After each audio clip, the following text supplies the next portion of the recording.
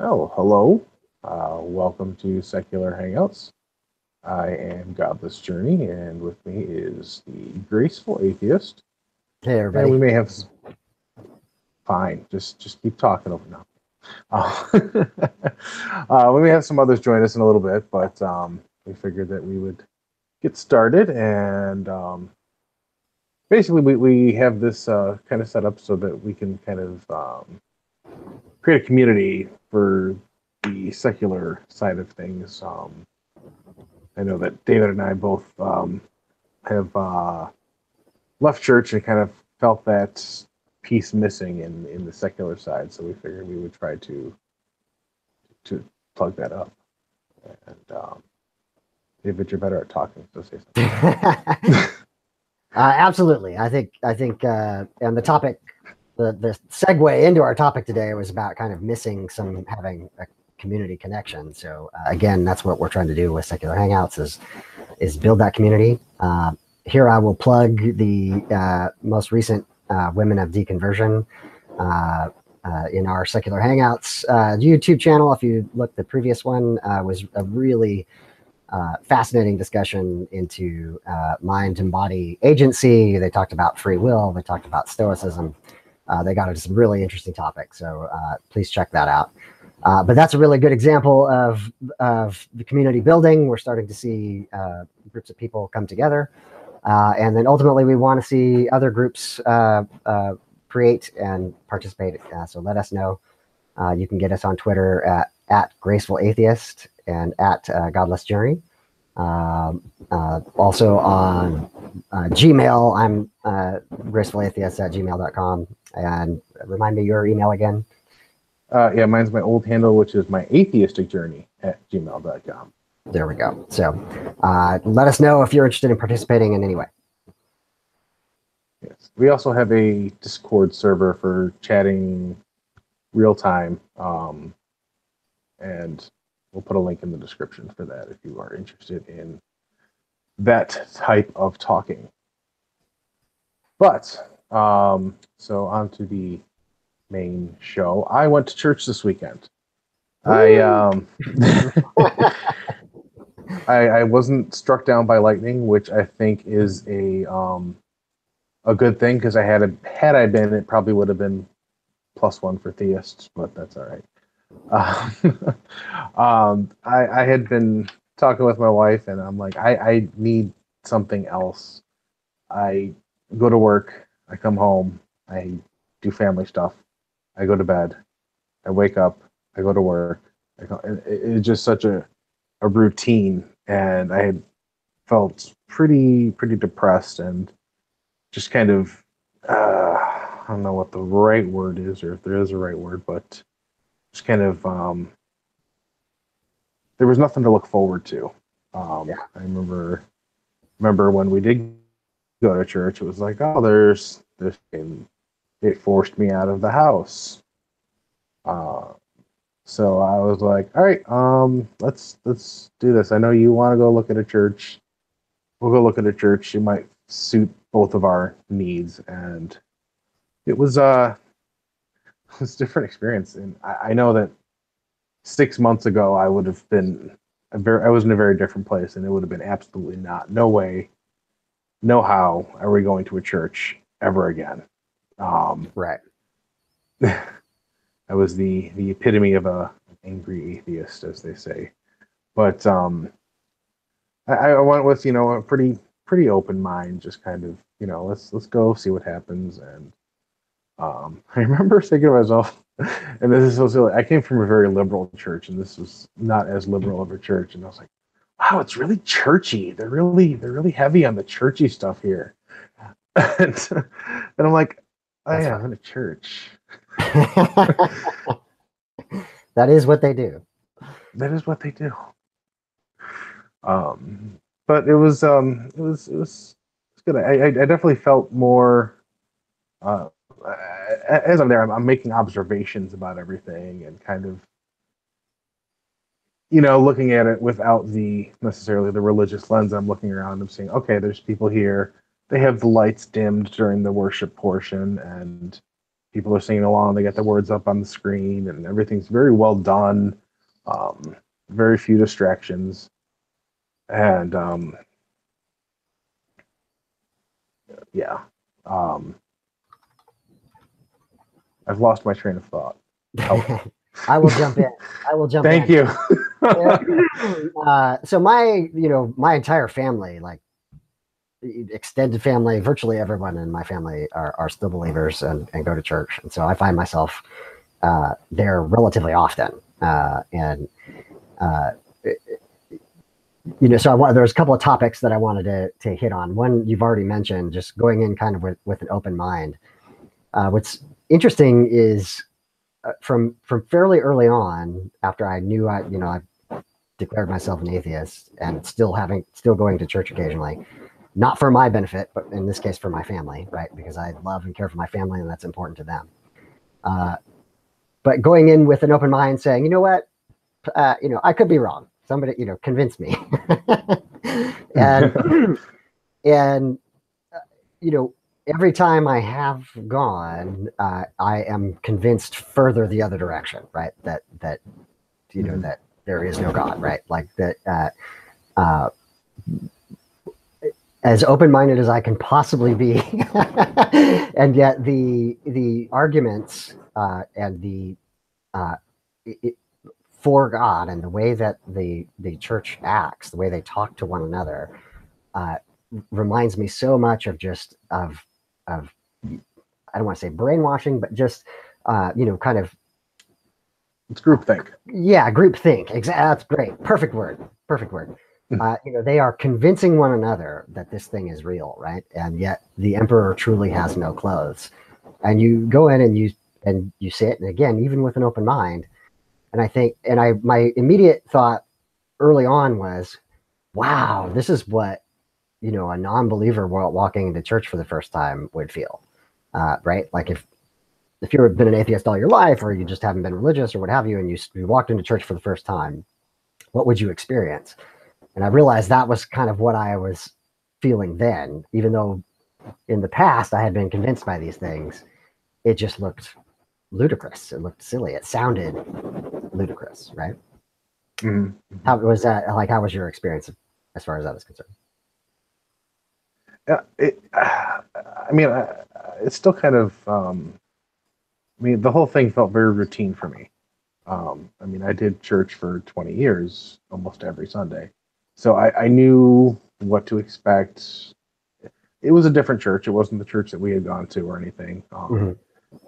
So, but the emotions are still the same. It's, you come into the lobby, everyone's chatting, you get a program, you go sit down, they do the music, there's preaching, music on the way out, pick up your kids, day's done.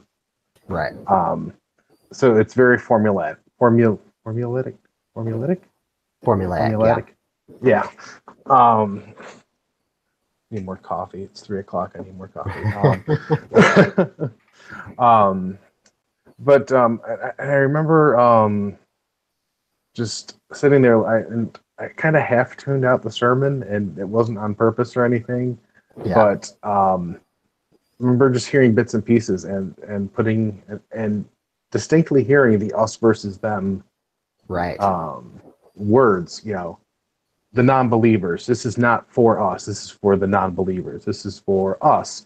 And it's making all these lines and distinctions in people groups, and that caught my attention. But yeah, but that makes sense. Yeah, no, but it becomes so clear, right? It's Yes, painfully obvious in a way that it truly was not before deconversion. Yeah, and that's definitely something I would have just glossed over prior to deconversion and just been like, oh yeah, duh. But now it's like, oh, it's creating those in groups and out groups, and you need to be part of the in group, otherwise bad things happen to you. Right. It looks like we have Christine from Forsaking Faith. Is that right? Christine, are you able to chat with us? You're muted. Can I force her to unmute? No, I can't force it on. That's okay. Well, so one of the things that I was struck by is the old saying that Christians don't tell lies, they sing them. And I think one of the things that I found the most painful is that the singing, the worship time, I kind of started off and said, okay, I have to be honest to myself. So I'm not going to sing things that I know are patently untrue, which means that I've been silent every time I've been in church. I mean, I've been astonished by that. Like I thought, oh, well, there'll be some, and there's an occasional, maybe during Christmas time song that, maybe I'll sing or something. But like, for the most part, I'm just dead silent because all of it is patently untrue. But some of my favorites are like, a line in one song that says, you never let me down. And I always think, never? Really? Yeah. That feels really dishonest, even for, the most zealous believer to say that they've never been disappointed by God, they've never been let down, right? Like, so there are just these really painful verses in worship songs that, again, coming with new eyes to it, just seem obviously false, and even within the framework of belief, over exaggerated and over committed as far as what it's claiming is true. Yeah, and I used to be a former worship leader, so I blame you. obviously. But I remember even when I was a worship leader, some of the songs I was like, that's not quite how I actually feel, but I'm supposed to. So I'm gonna sing this song and do what I'm supposed to do. Right. Luckily, it's another part of the group think, right? Like this is it definitely is, and there's a whole. During our trainings to become a worship leader, there's a whole thing about setting the atmosphere and how to lead the congregation in songs and how to create that environment where that happens. But luckily for me, this was a new church, so I didn't know 3/4 of the songs, so I couldn't, just autopilot through it. Right.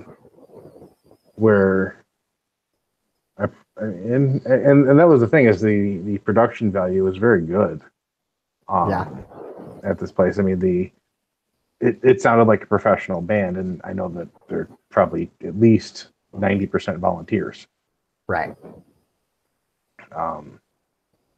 It is impressive, like so as an organization or a community, that churches are able to leverage the resources they have within the community. And so, like you say, near professional level musicians are not uncommon that are volunteering to do the music. Yeah. And I used to be one of those guys, and right. And I know the work that goes into that. It's not cakewalk, that's for sure. But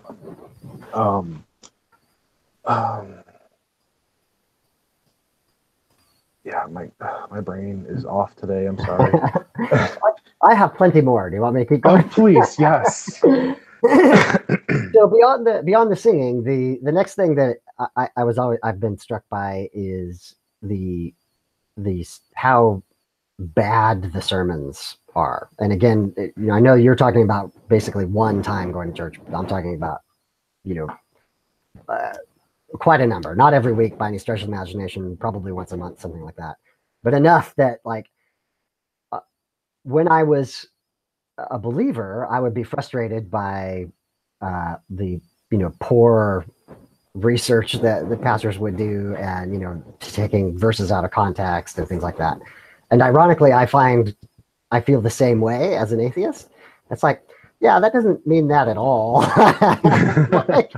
And not only that, and the one that really kills me is just they'll have a topical sermon. And what I mean by topical is, in other words, they're taking verses that Mm-hmm. to bolster an argument for something completely unrelated, right, to what the verses are saying. Now, the verses might be saying something horrifying, right? But they are, they're ignoring that fact and they're moving on to the point that they want to make. And then they wind up making kind of puerile, pseudo psychological, wannabe counselor pablum, right? Yeah, it's all these deepities and yeah, almost like new agey style, just quick catchphrases to think about for the week. right, right. Just something simple and little that's packageable and memorizable. Right. And as I'm an old guy now, like I also like sometimes when it's a younger pastor and they're talking about being a parent or something, and I'm thinking, you have no idea. You know what I mean? I remember back to being that young pastor, and and you're trying to talk to a group of people who are much older than you, have much more experience, and the truth is, you shouldn't. And do you know what I mean? Like, it's a bizarre position that pastors get placed into to pretend they have wisdom that they do not have.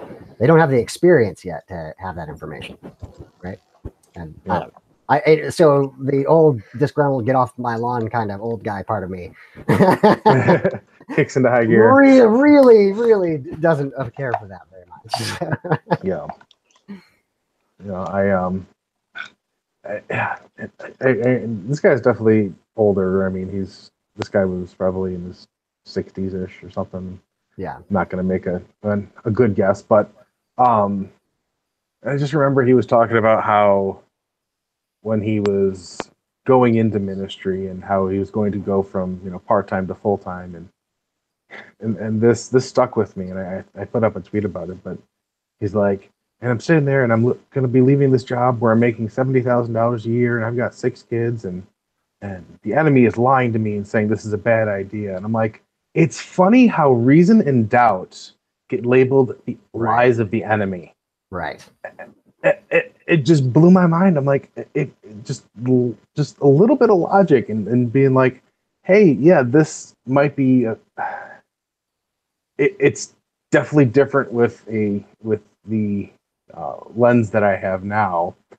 Before it's like, oh, I'm doing God's work, and what better thing could there possibly be in the universe than working for God?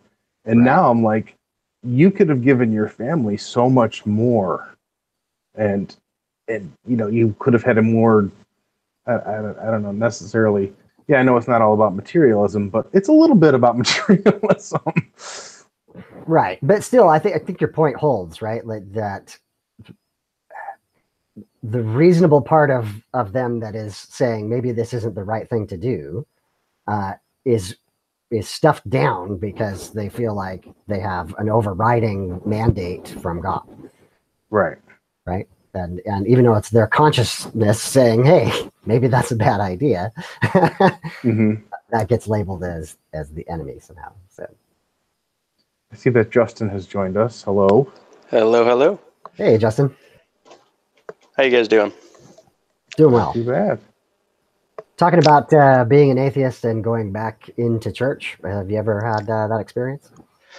Back to church. When I was first coming out of it, I got dragged to church a couple times, just every week, just on the weekends, and I don't know. It's just the more I fell away from it, the more going to church pushed me further and further away. It felt like every time. It was almost like, yeah, it was almost like them dragging me to church just solidified the fact that I didn't want to be there. Right. No, and that's definitely my experience as well. I was saying earlier that I would try to have an open mind, and yet it was more convincing the other way. Right? Yeah, very much so. This is clearly not true. This is clearly based on lies. So. Yeah, my most recent experience would be my sister was graduating high school, and she went to a baccalaureate, and I was dragged along for that. And I don't know, it was just my mom wanted me to do mine, last year when I graduated, and I refused to, and she was upset, but I wasn't gonna do it. Right. And so I ended up getting dragged along to this one, and it was rough. It was rough sitting through that. It was weird being in Tennessee where everyone is religious and everyone is very into it, and it's very strange not to be. And I was there, and there was worship and everything, and I was standing there silent while everyone around me was singing, and Right. that was one of the things I hated most when I was being dragged to church after it, was I couldn't bring myself to sing anything during the worship, which was hard for me because that was one of my favorite parts of it when I was in it, because Right. I'm going to college for vocal performance. I love singing. That's my favorite thing. And then to sit there and know that all of this is bullshit and I'm not going to sing it, but then to have everyone looking at you like, well, why isn't he doing it? What's wrong with him? Kind of thing. Right. You're telling my story. Like, I literally said the same thing before you got on. So, oh, good to know. I mean, not minus the having any vocal talent whatsoever. Yeah, it's actually, I think that's pretty much what got me into singing in the first place, was that. Because I always used to hate it when I was younger, and then I got into high school, or maybe like late middle school, and I was going through it, and I had like one night where I must have been really fucking tired, but I I actually started enjoying it, and I was like, oh, this is kind of nice. And then from then on, I enjoyed it and started singing more and more, and came away from religion, and now I just sing other stuff. Yeah. I was saying that the old quote that Christians don't tell lies, they sing them. And part of it for me was that it's the verses themselves, what it is saying, that I couldn't bring myself to verbalize, because it's exactly patently untrue. And so much of their songs is just so blatantly ignorant as to the nature of their God within their book. Just all of their songs are all, peace and love and happiness, but if you read the book, it's just not. Right. Right. Very, very true. And I'm in the position where I'm in college now, and I sing in the choir, and I at least half the songs we sing are religious, because all of the good old music for choir is. And I'm surrounded by people. I think I'm one of maybe 4 non-religious people in my choir of about 50.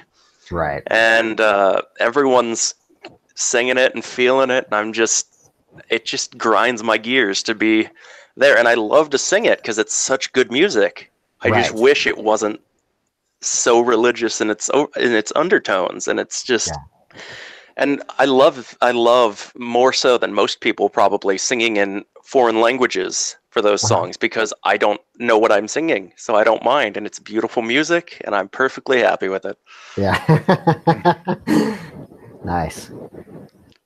Just to expand on the music beyond church, even, I've been struck by how much of the music that I tend to listen to has such huge religious undertones to it. So just as a example, like Bob Marley, which obviously is going to be Rastafarian and not Christian per se, but but it is just soaked in religious terminology, right? Like, really? And I find like, I don't quite enjoy it as much as I used to. It's like, oh, well, that's just, it's just not true, And like, I don't know. I find that interesting. 90%, see, the big one you were saying? I was just going to say 90% of my musical library is Christian worship music, because that's what I did for 15 years. So now I'm at the point where I'm like, okay, what other music do I like? Yeah. Yeah, that was me for a long time too, because I was the one who only listened to the radio, and it was always the 1 or 2 Christian stations that were in the area, and that was all I listened to on loop. Well, that, and sometimes Tennessee News Talk, which is all conservative. Yeah. So suddenly everything I listened to is gone. I was just a bad Christian, and I listened to all the secular music anyway. So there was not a big change there for me. Forsaking faith in the text on the YouTube channel there mentioned talked about her pastor having, being really getting into the Greek and the Hebrew. And I've definitely, been in churches where there's a pastor, in fact, one that I have attended recently that has, is knowledgeable, right? There's a deep level of skill with the languages, and yet I just, to make the point even further, I feel like even that falls short, right?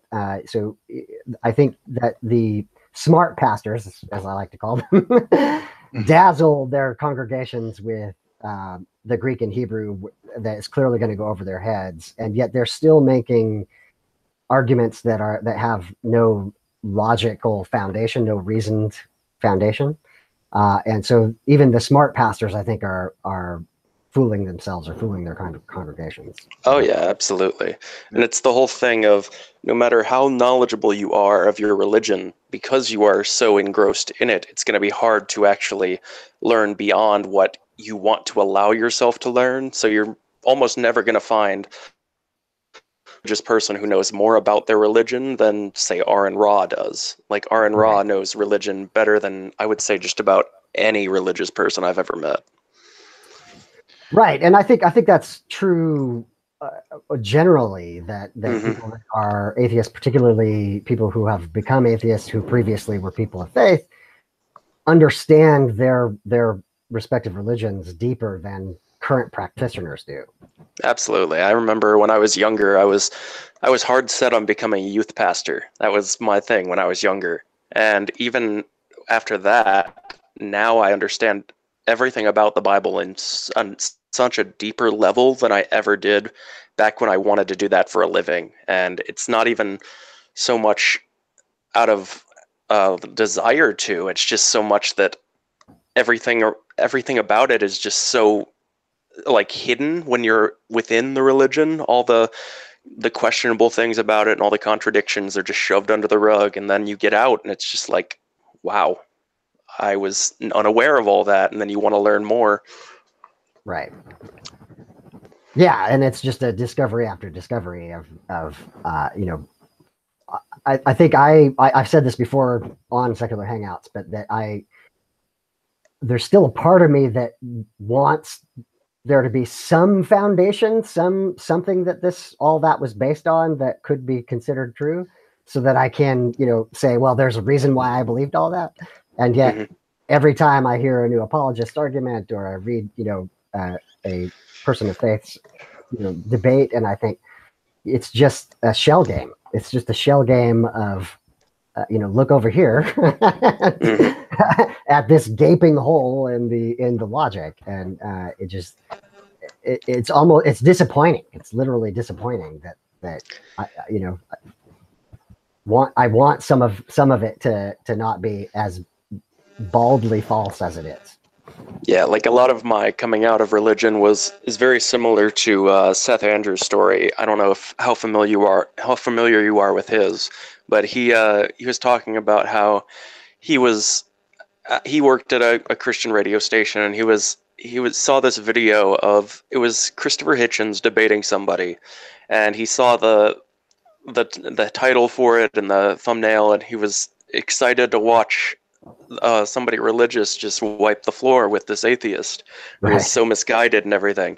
And the more he watched, the more he realized that they had a point. And it was the same thing with me, where when I was questioning, I watched everything I possibly could, every interaction, every possible argument from both sides, because I was looking. I watched so many different debates, like formal debates became my life, because I just listened to them in the background and just kept listening and listening, trying to find any decent argument. And every single time I got let down, every single time. And I could not find a single one, no matter how many I watched, that was even remotely convincing. Yeah, that was my experience as well. And just add to that books as well, right? Apologetics books. So I'm going back to your point earlier, Justin, that I think former believers have maybe a broader sense, a deeper sense of their religion than the current practitioners, in that we actually took the time to study the arguments, to hear both sides, you know, to really see that depth. And my experience is exactly like yours, in that really searching for something and then not finding anything, not even a shred that was convincing. Yeah, and I was really lucky where my deconversion was very quick and very painless, in a sense, I would say, because I was the one who never even so much as questioned evolution or Noah's Ark or creation or anything like that until I was probably more than halfway through high school. So I'm in high school, and it's not so much that I defend the fact that Noah's Ark happened or that creation was the way it went. It's just so much that was what I was taught, and I never even thought to question it. And so I finally get to the point where I'm hearing all of this, and I realize that all that falls apart, and suddenly it very quickly turned from questioning to, this is bullshit. Why did I get taught this, and how can I keep other people from being taught this? Because it's just not true. Right. And that's why a lot of my stuff is a lot of the videos I do are based upon indoctrination of children, because I think that is probably the most infuriating part to me of the religion, is that I knew no better, and that's what I was taught, and that's how I was raised, and it was done with good intentions, of course, but it's just not true. And it's while parents do have the right to tell their kids whatever they want, you have to think of the rights of those kids to not be fed all this false information. And it's that kind of thing that makes it so, I don't know whether this is a popular opinion or not, but I'm very much against doing Santa Claus when I have kids someday. Yeah. Because it's just as fun as it is and as cultural as it is, it's just lying to your kids.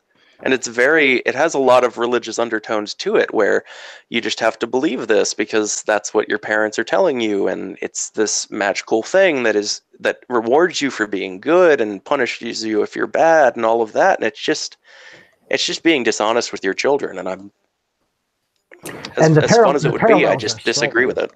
Absolutely, yeah. So I was a believer at the time when my kids were young, but you know, I definitely was struck by this. Oh yeah, for sure. This doesn't quite seem right. You know, that this thing is not true, but this other thing is true. And I remember specifically saying that to my kids. And yeah, that's the one thing that I was nervous about with bringing the kids to church, is the Sunday school, because I'm not there. But yeah, very much so. On the flip side of that, I spend as much time, if not twice as much time, with them, teaching them how to think critically, what reality is, so that they can come to their conclusions on their own with the tools. Right.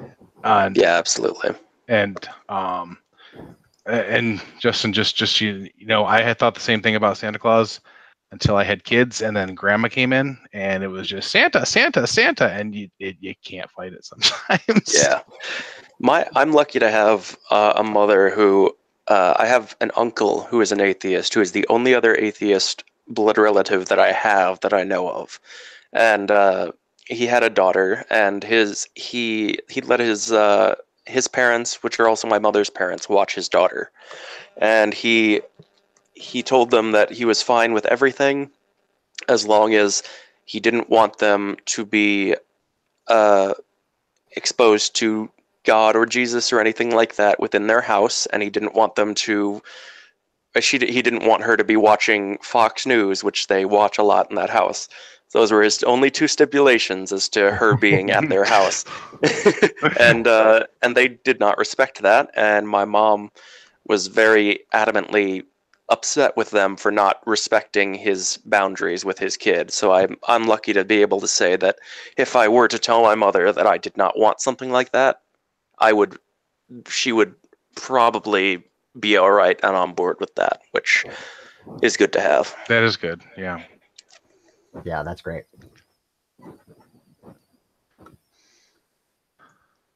Let's see. I got a couple more, I guess. I think. See, now I've lost my train of thought. Oh, it's spreading I'm speechless. like a virus. No, and I think that uh, just just kind of an overall experience with going to a church and seeing it without the religious lens. You can kind of see some of the psychological stuff that happens in the background. And I stepped away for a minute, so you guys may have talked about this, but I don't know. But you see the little groups that you see the little ways to make new people feel comfortable and uncomfortable at the exact same time. Hmm. It's a very interesting dynamic. Yeah, it's very, very psychological how they bring people in and very much try and make them feel at home while also feeling like if they don't come back and continue that they're doing something wrong and that this is where they need to be, but we want you to be here so it's not so bad. And it's very, very psychological, all the things they do. Yeah. Very much so. Yeah, I think I'm struck by the manipulativeness of it. It's beyond just sales tactics, as it were, which I find grossly manipulative as well. But but there's something, that on this side of the fence feels nefarious about it. Right? Sure. It feels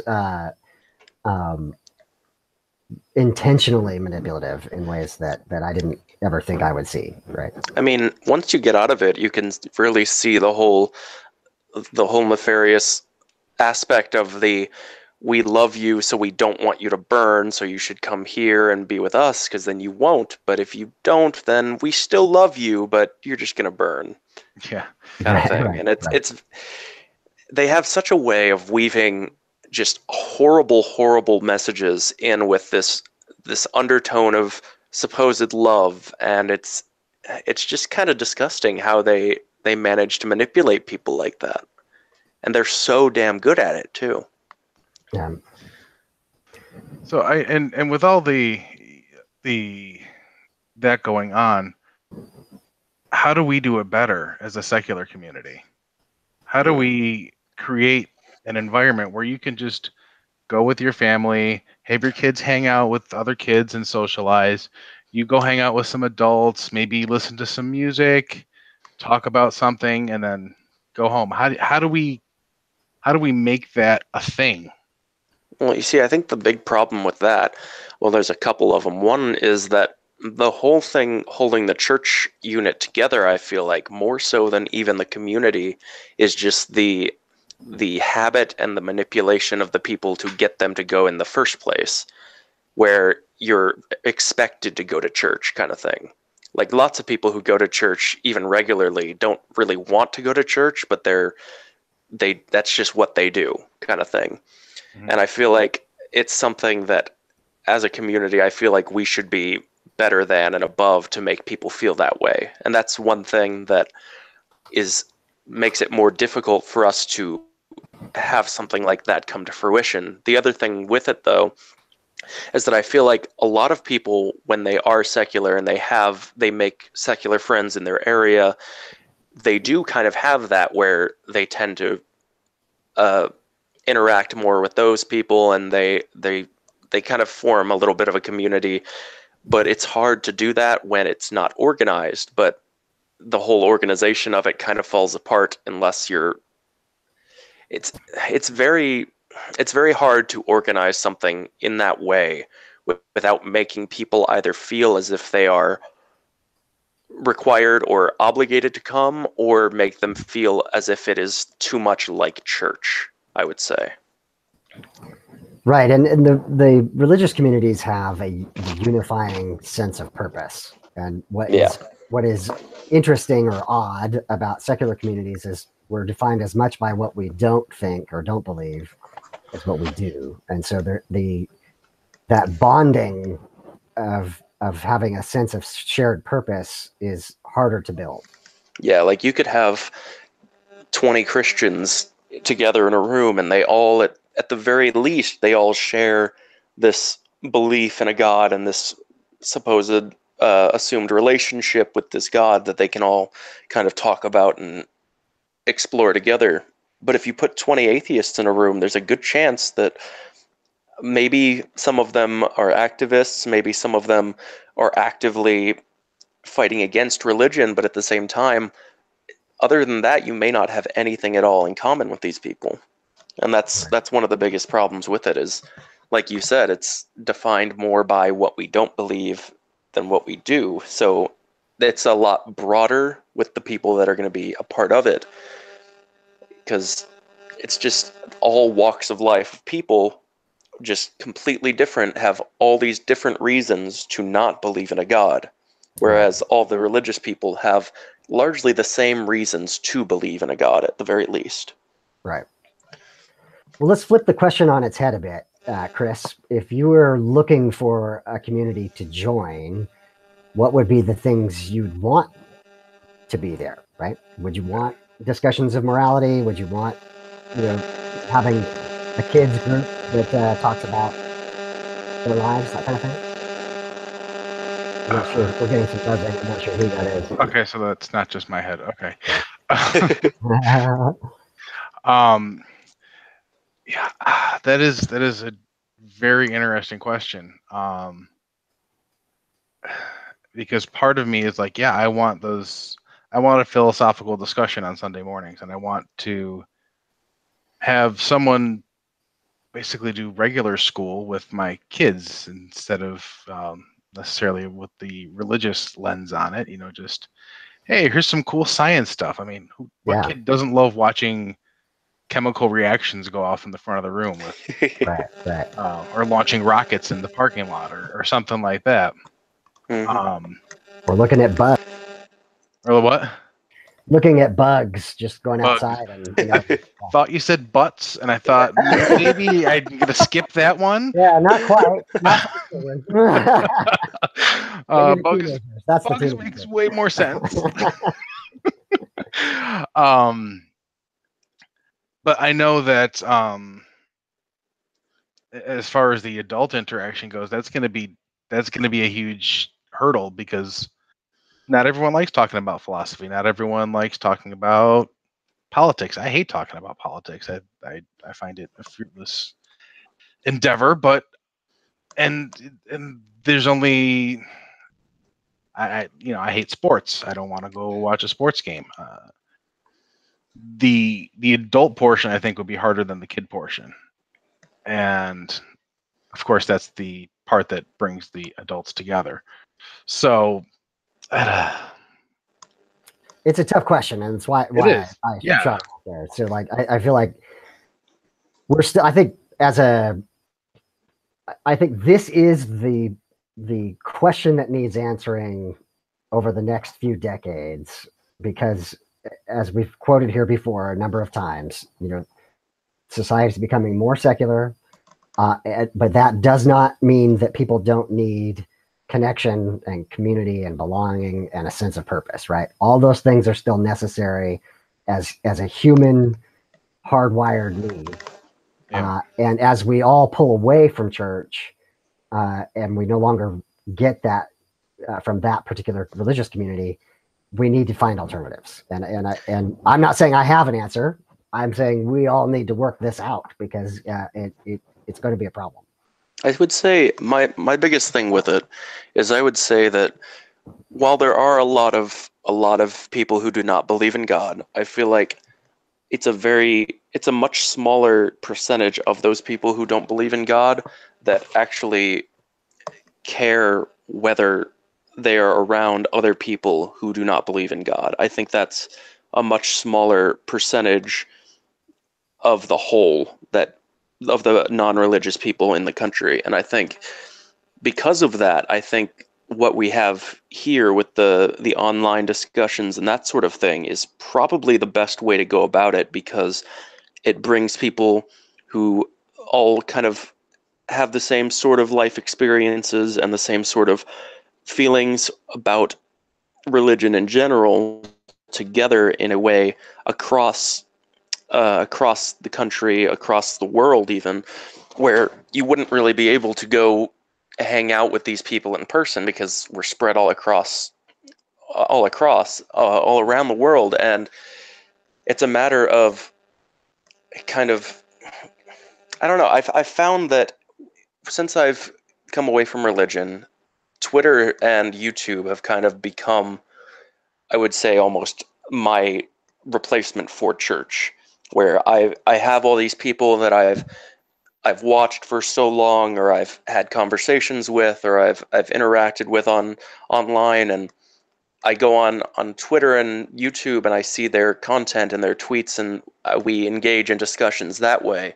And while it doesn't necessarily fill that need entirely, I think that is kind of the correct direction to put resources into to try and develop, because I think that's going to be the most significant way in order to get more people involved, I would say.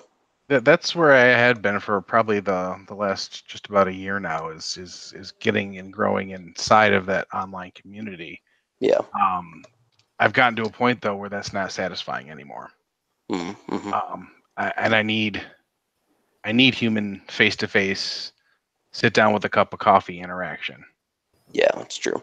And I understand, because I don't think I have another close friend that is near me anywhere that is not religious, other than my girlfriend, who I'm headed to Kentucky tomorrow for the Ark Encounter protest, and I wasn't sure whether or not my girlfriend would be able to come with me, and I was trying to think of anyone else who could possibly join me for that, and I could not come up with a single person that is actually anywhere near me who would be able to do so. Mm-hmm. So it's very hard to go from that, like, face-to-face big group of friends where I don't think anyone really from my church anymore. And all my friends are people that I'm either hiding the fact that I'm non-religious from, or who I kind of just accept that they are religious and they know that I'm not, but it doesn't really come up, and I wouldn't really feel comfortable asking them to Right. go to something like that with me. Yeah, no, I definitely, that's pretty much the same spot I'm in. It's Yeah. I don't have anybody. I mean, I have you guys, Mm-hmm. and I love you guys, and it's fantastic, but it's not the same. Yeah, very and true. I think we've always said that, Secular Hangouts was trying to fill that niche, but also recognizing that it is a distant second to face in the same room, breathing the same air, kind of. Yeah. And like, so, but Justin's point is because a you good one can. as well. Is if we were able to build the online community, eventually that could move into, hey, there's 2 or 3 people in this vicinity, and maybe they could get together. Yeah, because that's the hardest part, is finding people within your area that kind of hold the same values as you, especially when you are in the South like I am, I'm right in the very center of the Bible Belt, where we have churches like most places have, like, convenience stores. It's ridiculous how many churches we have. I think I pass probably 3 or 4 just within. These are like mega churches, 3 or 4 mega churches within probably 2 miles of my house. And pretty much everyone I know attends at least one of them. And it's just hard to find a place where you can go meet with people who have these same views.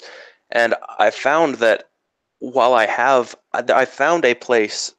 It's actually at the community college that I'm attending right now, where they have a weekly, I think it's bi-weekly, secular meeting that's on Sunday mornings and that kind of thing. And I've never actually attended, though, because I'm kind of too lazy to do it at this point, because I I don't want to get up on Sunday mornings and do it. But yeah, I think that's pretty much the only thing that I've ever found within this area, and I'm not even sure how many people actually attend that one. So yeah, I've mentioned before, I've gone to a couple of CFI sponsored get-togethers, like face-to-face, and it was nice. It was good to be in the room with people, but still there's something kind of lacking in that it becomes a who can be the smartest person in the room, who can make the most salient point, rather than kind of actually getting to know one another and building community. Like the purpose, the reason for the existence of that group is just slightly different than what Yeah, I feel feel like like we need. yeah, I feel like the whole thing with a religious gathering like church is they have a doctrine that they all agree on, and they all go in and they learn about that. And the problem with kind of a secular or an atheist meeting of the same kind of caliber is that we don't have any sort of doctrine, and we don't have any sort of, Right. like, I guess, any sort of technical unified uh, belief system, and it's all more so what's wrong with theirs. And it's really not that hard to pick the other ones apart, is the problem. So Right. you get to the point where you've heard every argument for the other side, and you've combated every argument for the other side, and then when you get together with other people, you can do that. You can discuss those kinds of things, and you can talk about how this is wrong because of this, and this is immoral, and this is that kind of thing. But at the same time, it's kind of just like a circle jerk at that point, because Right. everyone understands it, because it's so simple to kind of deconstruct. Right. Yeah, that's I think that's a big problem with trying to get a bunch of atheists together to talk, is you've already had all the talks that are kind of worth having all that many times when you already get to that point. So when you structure it as a secular or an atheist get together, it's kind of expected that that's the kind of thing you'd be talking about. So it's I feel like more so you'd have to kind of get a group of people together who all kind of are atheists, or who are maybe who have some sort of similar beliefs about religion in that regard, and maybe start like something that you do, like not so much just to get together, but something that you do as a group. Right. Maybe volunteering, maybe going out and uh, getting lunch, maybe going out and bowling, something like that. And I Right. feel like if you were to do that, it would kind of open up those gates for getting to know one another, rather than just sitting around discussing the same things that you've discussed over and over. Yeah, definitely. yeah. I kind of had this thought in my head, and I know it's just a weird thing, but like a TED talk, local TED talks that you just kind of all go to that don't have any necessary affiliation with each other or whatever. Just I don't know. That's fair. The only problem with that is you'd have to find kind of a venue and a set time to do it, and get people to actually come Show and up. show up to see it. And the problem with finding a venue in a lot of places is that most of the like public places that you could use as a venue that most people would try and use are churches. So Yeah. Yeah. and while I would very much love to hold a secular meeting in a church, I don't think the church would be too fond of it.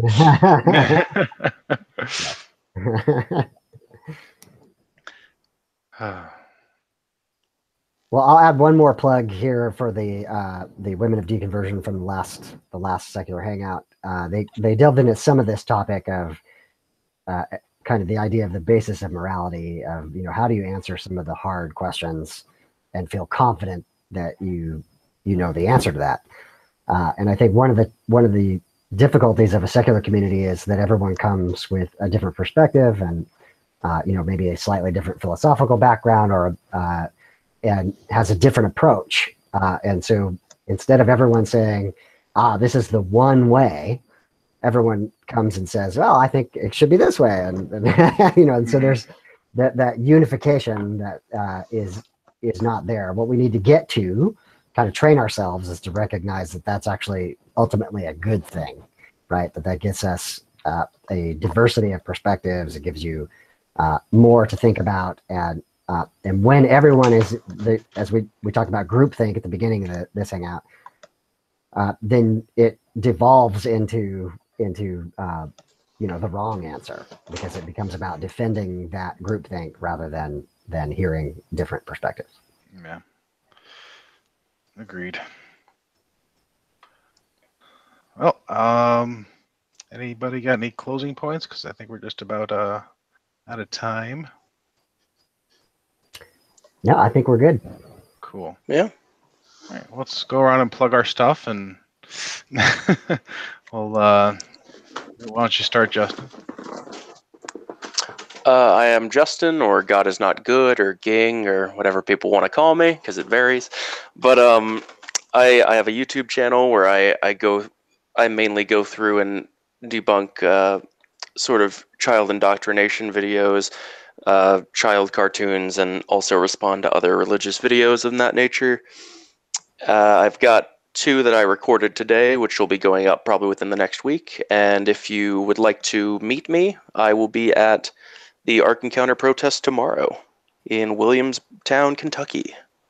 That should be very much fun. Oh yeah, I cannot wait to meet Aaron Ra and Seth Andrews. Love those guys. Hashtag jelly. David?